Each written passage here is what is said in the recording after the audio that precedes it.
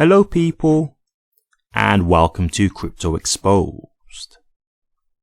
Ripple president says Ripple itself has no ODL partners. Scary. Okay guys, before we get all freaked out, I have had a quick scan of this article because I'm not going to lie, when I saw it I was a bit like, what? But no. All will be revealed as we get through the article. This is just a clever play by Ripple, to be completely honest with you. I actually give them full-blown props for this. And if this is correct, this should greatly aid them with the lawsuit. So definitely something that I'll go through, because I know a lot of people may see this just floating about right now and might be getting a bit, unsure about this and whatnot. So thought I'd clear this up and explain it. So I'll just get straight into the article and then we can discuss it further, but you will see as we go further through, it's not exactly as it sounds, but I'll clear it up as we go along. So let's get into the article and then we can discuss this a little bit further. Monica Long, the president of Ripple, recently revealed that the company itself does not have any on-demand liquidity (ODL) partners.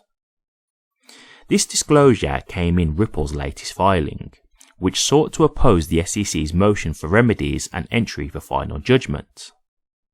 The Ripple president was one of the executives who testified to support the company's opposition to the SEC's request for approximately $2 billion in fines. Long's testimony held significant weight due to her 11-year involvement with Ripple and her current oversight of the company's Compliance and Risk Management Committee. In particular, Long's current role as president grants her familiarity with Ripple's XRP distributions. It includes present and past sales contracts concerning XRP and the context surrounding these transactions. Accordingly, the Ripple president testified to several developments related to the ongoing litigation, including Ripple's XRP distribution via ODL Partners. Ripple's XRP distribution via Singapore subsidiary. Long uncovered that when the SEC filed its lawsuit against Ripple, the company's Singapore subsidiary had already received authorization to sell XRP to ODL customers. It operated under a licensing waiver in accordance with Singapore regulations. Following the SEC's lawsuit, Ripple's Singapore subsidiary became the primary entity responsible for entering into XRP sales contracts with new ODL customers. Long highlighted that these contracts were executed in compliance with Ripple's licensing exemption until October 2023. By this time, Ripple's Singapore subsidiary had obtained a major payment institution license from the Monetary Authority of Singapore. This authorization enabled it to conduct digital payment token services. Consequently, this license governs the sales of XRP to ODL customers. Ripple itself has no ODL partners. Furthermore, the Ripple executive stressed that the contracts facilitating XRP sales from Ripple's Singapore subsidiary to ODL customers explicitly specify that they are subject to Singaporean law. Moreover, she pointed out that these contracts include a non-assignment clause. This suggests that the rights and obligations outlined within the agreements cannot be transferred to another party. Hence, following a thorough investigation, Monica Long testified that all ODL customers of any Ripple subsidiary utilizing XRP in the ODL product are outside the United States, except 3 licensed exceptions. Moreover, these ODL customers are considered sophisticated counterparties. Accordingly, Long stressed that Ripple itself as a US-based entity does not have any ODL customers, but its subsidiary handles these sales. Furthermore, she highlighted that neither Ripple nor any of its subsidiaries engaged in the sale of XRP from the SEC's filing of December 2020 until the US court's decision in July 2023. Okay guys, so becomes a lot clearer now, right? This was just a clever tactical move, right? Clearly the SEC was going after them. They was in a bit of a situation. They wanted to continue the sales of XRP, so they just moved it to a subsidiary. That's all this is. At first I was reading it and I was like, okay, well, why is there even a lawsuit happening? But from what I'm gathering from the way this article reads, it sounds like they actually did that after the lawsuit. So it seems like they wanted to continue to do the sales of XRP. Clearly, because the lawsuits had gone through, they knew that that was going to be a hindrance. They probably wanted to continue the business operations. And from what I'm aware, obviously them selling the XRP is what helps fund a lot of their business operations anyway. So they probably needed to continue to sell XRP. So they just did it in a way where they could obviously avoid any US scrutiny. Now, this is just one thing I will say, right? Because obviously the SEC were accusing Ripple of obviously continuing to sell XRP and whatnot.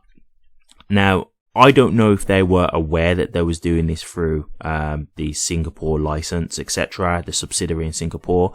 Because if they did, this is once again the SEC just really trying to manipulate the truth, right? Because, you know, they was making out part of the reason why they wanted this 2 billion fine was because they feel that Ripple was showing no remorse in regards to their sales because they continue to do this. Now, if the SEC wasn't aware of this, then obviously they just know that continued sales are going on, but clearly they didn't know it was being done through the subsidiary. But if they knew, which I do think is possible because you have things like discovery and things like that, there's certain information that Ripple have to hand over and all that kind of stuff. If they did, and they're just saying this as once again a desperate hope that Judge Torres won't realize what's going on, which we can already see she's clearly sharp. She's on the ball with this. That's why it hasn't gone the SEC's way.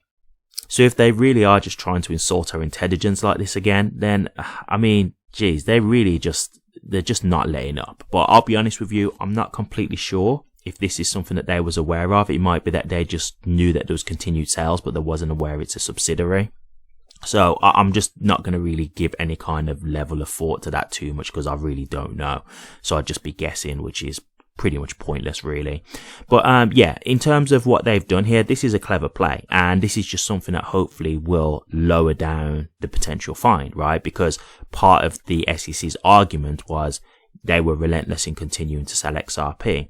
But if they've done it in a way that wasn't violating the law, because obviously the argument that they originally had is like, well, you're continuing to sell XRP and you're doing it in a way where there's currently a lawsuit going on about this. And obviously now you've been found guilty of those sales. So we're looking at that as you're basically just doing outright defiance, right? Like you're just continuing to sell, thinking that you're just going to be okay. And now you've been found guilty of the institution of sales. So obviously that's a thing where they're trying to up the fine because of that. But if they can turn around and say, well, no, because the way we did those sales, we actually did that through our subsidiary, that just completely counters their argument because they've done it in a legal way. So now that's not something that the SEC can really touch because it's out of their jurisdiction. So they have no say in that. So this is, again, just a clever play from Ripple. And hopefully this will be something that really does help them in regards to the penalty. So, yeah, not much to this, but I thought I would clear it up because I saw it, and I'm not going to lie, when I first saw it, I was like, let me read this because I'm thinking this looks like it could be like a, you know, a shock title kind of thing, like a get you surprised to, you know, get you to read the article, which it was, but that's fair enough. Like, I understand how this works. I make content myself, so I get it. It's fine. And to be fair, it's all relevant because it's not like they lied. Like, that is actually what was discussed. So I don't look at that as clickbait to me personally. But yeah, I think it's just something that might be, you know, worth clearing up because some people may see this, and I know how people are with headlines sometimes. People just see the headline and then they just run with it. So even if it's to try and stop like a narrative, because I can imagine like it going around on Twitter and stuff like that, and, you know, people not really knowing the full length of what's actually being said here, and then the trolls are starting to say, oh yeah, XRP doesn't even have any ODL customers or stuff like that. Or even if it's just XRP holders who like become concerned, right? Like, oh my god, like Ripple don't have any ODL partners, like is this the end for XRP? Like, so I just thought I'd cover this just to give you guys a bit of clarification and help you understand what this is. But yeah, this is nothing more than just a clever ploy by Ripple to basically allow them to continue their operations while the lawsuit was going on. So nothing to see here, everything's all good. But what do you guys think? Ripple selling XRP by its Singapore subsidiary. Do you think that this was a good idea? Do you think that this will help them in the SEC lawsuit? Do you think that this could help the price of XRP if this helps to lower the penalty? Or do you not think that this was a good idea? Do you have any reason to believe as to why this actually could have been a bad move for Ripple? And do you think that this is something that could ultimately affect XRP's price in a negative way? Let me know your thoughts, guys. I'll be interested to hear. Thank you very much for watching this. If you did like it, please remember to drop a comment, like, and subscribe. But until next time, take care.